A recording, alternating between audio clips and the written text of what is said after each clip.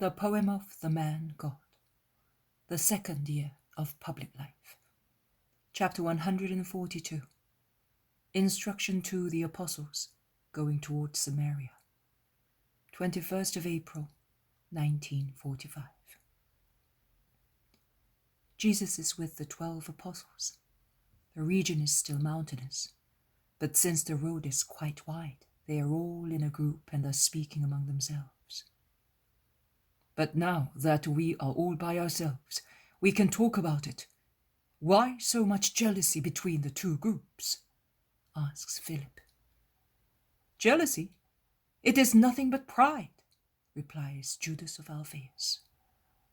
No, I say that it is only a pretext to justify, somehow, their unjust behavior towards the Master. Under the cover of zeal for the Baptist, they succeed in driving him away, without alienating the crowds too much, says Simon. I would unmask them. Peter, we would do many things that he does not do. Why does he not? Because he knows it is better not to do so. All we have to do is to imitate him. It is not for us to guide him, and we must be happy about it. It is a great relief to have only to obey. You are quite right, Simon, says Jesus, who was walking ahead of them apparently pensive. You are quite right. It is easier to obey than to command. It does not seem so, but it is. It is certainly easy when the Spirit is good. And likewise, it is difficult to command when the Spirit is upright. Because a spirit that is not righteous gives irrational orders, and worse than irrational. Then it is easy to command. But how more difficult it is to obey.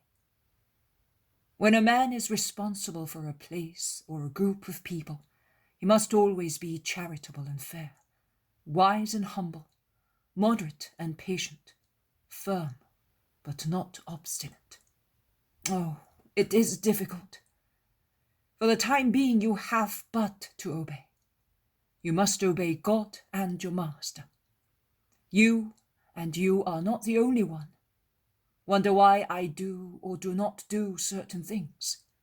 You wonder why God allows or does not allow such things. See, Peter, and all of you, my friends, one of the secrets of the perfect believer is not to set oneself as the interrogator of God. Why do you do that? A soul that is not completely formed asks God. And that soul seems to be taking the attitude of a wise adult before a little schoolboy and says, that is not to be done. It is silly. It is wrong. Who is above God? You now see that under the pretense of zeal for John, I am being driven away, and you are scandalized. And you would like me to put matters right by polemizing with those who maintain such principles. No, never. You have heard what the Baptist said through the mouths of his disciples. He must grow greater, I must grow smaller.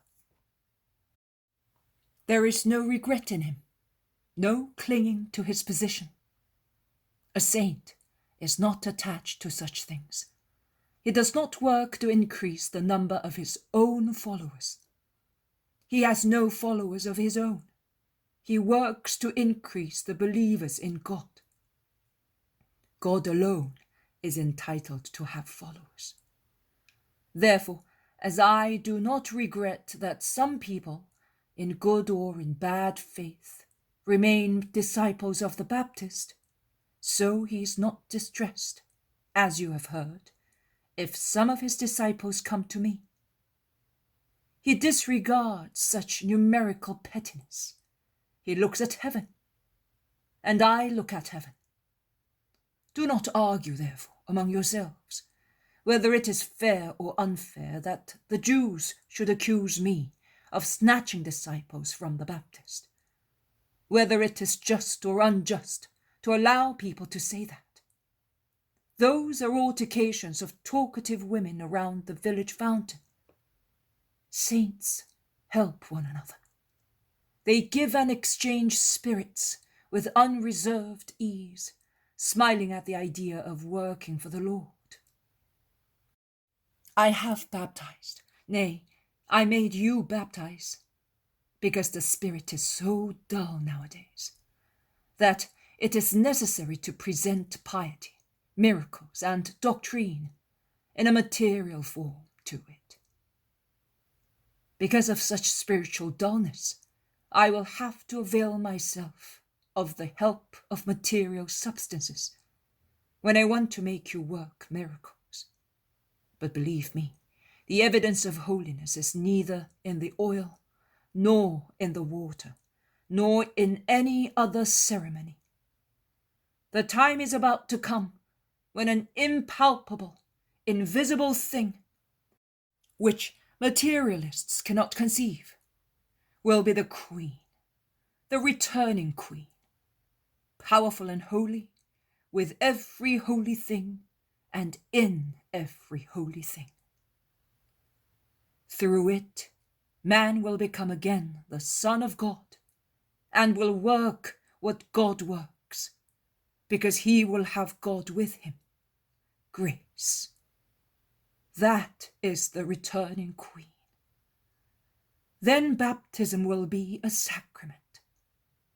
Then man will speak and understand the language of God and will give life. And life he will give power of science and of strength. Then, oh then. But you are not yet mature to learn what grace will grant you. Please help its coming by continuously training yourselves, and forget useless and mean things. There is the boundary of Samaria. Do you think I ought to speak there? Oh! They are all more or less scandalized. I solemnly tell you that there are Samaritans everywhere, and if I should not speak where there is a Samaritan, I should not speak anywhere. Come, therefore. I will not make any effort to speak, but I will not disdain to speak of God if I am asked. 1 year is over, the second is beginning. It is between the beginning and the end. At the beginning, the Master was still predominant.